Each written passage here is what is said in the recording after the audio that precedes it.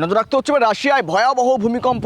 একেবারে বলা যেতে পারে 1952 সালের পর বিশ্বের সবচেয়ে বড় ভূমিকম্প রাশিয়ায়। ইতিমধ্যে হাই অ্যালার্ট জারি করা হয়েছে, সুনামি ওয়াচের জন্য জারি করা হয়েছে হাই অ্যালার্ট উপকূলবর্তী এলাকায়। ছবি দেখানোর চেষ্টা করছি, দেখুন যেখানে রাশিয়ায় ভয়াবহ ভূমিকম্প। রিক্টার স্কেলে এই কম্পনের মাত্রা 8.8। ভূমিকম্পের জেরে একাধিক দেশে সুনামি সতর্কতা জারি করা হয়েছে প্রশাসনের পক্ষ থেকে। জানা যাচ্ছে গত কয়েক দশকের মধ্যে সবচেয়ে শক্তিশালী ভূমিকম্প ছিল এটি। এছাড়াও শক্তিশালী এই ভূমিকম্পের জেরে নিজেদের পূর্ব উপকূলে সুনামির সতর্কতা জারি করেছে জাপানও। সূত্রের খবর, বুধবার ভোরে রাশিয়ার দূরপ্রাচ্যের কামচাটকা অঞ্চলে প্রায় 4 মিটার উচ্চতার জলোচ্ছ্বাস দেখা গিয়েছে এবং আজ রাতের মধ্যে আছড়ে পড়তে পারে ভয়াবহ সুনামি, এমনটা ইতিমধ্যে ইঙ্গিত দেওয়া হয়েছে, বার্তা দেওয়া হয়েছে। ইতিমধ্যে সতর্কতা হাই ভোল্টেজ হাই অ্যালার্টে জারি করা রয়েছে। রাশিয়ায় ভয়াবহ ভূমিকম্প, রিক্টার স্কেলে কম্পনের মাত্রা 8.8। ছবি দেখুন, ইতিমধ্যেই সিসিটিভি ফুটেজ ভাইরাল হয়েছে যেখানে বাড়িঘর ভেঙে পড়ছে, সমুদ্রের জলোচ্ছ্বাসের ছবি দেখাচ্ছি আপনাদের সামনে।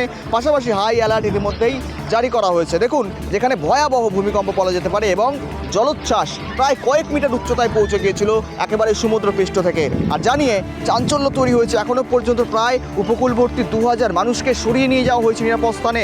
ছবি দেখুন, ইতিমধ্যে সিসিটিভি ফুটেজ ভাইরাল প্রকাশ্যে এসে যেখানে দেখা যাচ্ছে সেই সুনামির জেরে, সেই রীতিমতো ভূমিকম্পের জেরে বাড়িঘর ভাঙচুর ভাইরাল হয়েছে এবং সেই বাড়িঘর কিন্তু ভেঙে পড়েছে এবং একেবারে ধ্বংস বিধ্বস্ত হয়ে পড়েছে কিন্তু বাড়িঘর। এবং সেখানে এখনও পর্যন্ত কোনো রকম হতাহতের খবর যদিও সামনে আসছে না, তবু একটা ধারণা করা হচ্ছে হতাহতের খবর কিন্তু সামনে আসতে পারে।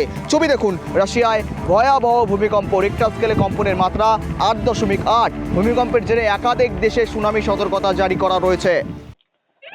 হ্যাঁ স্যার, বলছিলাম নিশ্চয়ই অবগত রয়েছেন যেখানে গত কয়েক দশকের মধ্যে সবচেয়ে ভয়াবহ একটা ভূমিকম্প রাশিয়াতে দেখা গেছে, যার জন্য জাপান সহ মার্কিন পশ্চিম এবং বেশ কিছু ইতিমধ্যে উপকূলবর্তী এলাকায় সতর্কতা জারি করা হয়েছে। সুনামি ওয়াচের মতো সতর্কতাও হাই অ্যালার্ট ভাবে জারি করা রয়েছে। আপনার অনুমান কি বলছে, কি বলবেন এই বিষয় নিয়ে? হ্যাঁ, খবরটা শুনলাম। তা টুডের আর্থকোয়েক দেখাচ্ছে 8.8 ম্যাগনিটিউড, মানে হিউজ। হুম। আর্থকোয়েক জেনারেলি দেখা যায় না, এই জন্য সুনামি অ্যালার্ট হয়েছে। এবং যা খবর পাওয়া যাচ্ছে বিবিসি নিউজ থেকে দেখলাম, হুম। 12 ফিট হাইটের সুনামি ওই মানে যেখানটা নিয়ারেস্ট, এখান থেকে আর্থকোয়েকটা হয়েছে এপি সেন্টারের কাছে আর কি। ওই কামাচাকি থেকে 119 কিলোমিটার দূরে 19.3 কিলোমিটার ডেপথে এই সুনামি এটা হয়েছে, ভূমিকম্প হয়েছে।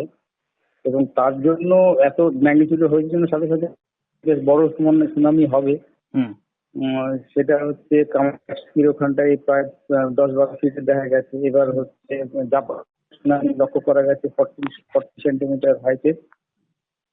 আর এছাড়াও অন্যান্য যেগুলো দেশ আছে, চীন, ফিলিপাইন্স, ইন্দোনেশিয়া, মানে কোস্টাল এরিয়াগুলো, ইউএসএ আছে, কানাডা আছে, তো এরা হচ্ছে প্রত্যেকেই অ্যালার্ট জারি করেছে সুনামি। তো এটা একটা দেখা যায় যে এরপরে কি হবে, এত বড় ভূমিকম্প কেন হলো, কারণ কি, এটা হয়তো পরে বিজ্ঞানীরা পর্যালোচনা করবেন। ভূমিকম্পের কারণ জানা যায় না খুব একটা, সেই জন্য এটা প্রেডিক্ট করা যায় না, আগে থেকে প্রেডিক্ট করা যায় না। বা একবার ভূমিকম্প হয়ে গেলে তারপরে কি হবে সেটাও খুব একটা যায় না।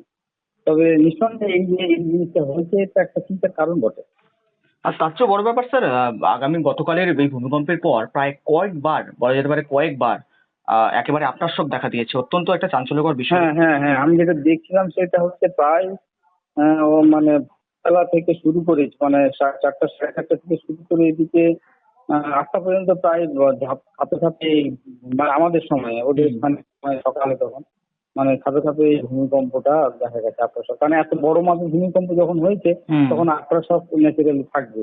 সেই জন্য জাপান হচ্ছে প্রায় সুনামি অ্যালার্ট করেছে সারাদিন ধরে। ওদের কোস্টাল এরিয়ার লোককে প্রায় 2 মিলিয়ন পিপুলকে ওরা অ্যালার্ট করেছে যে হ্যাঁ সারাদিন ধরে এটা হতে পারে। কারণ হচ্ছে এত বড় মাপের ভূমিকম্প হলে আক্রসক হওয়ার অবশ্যই।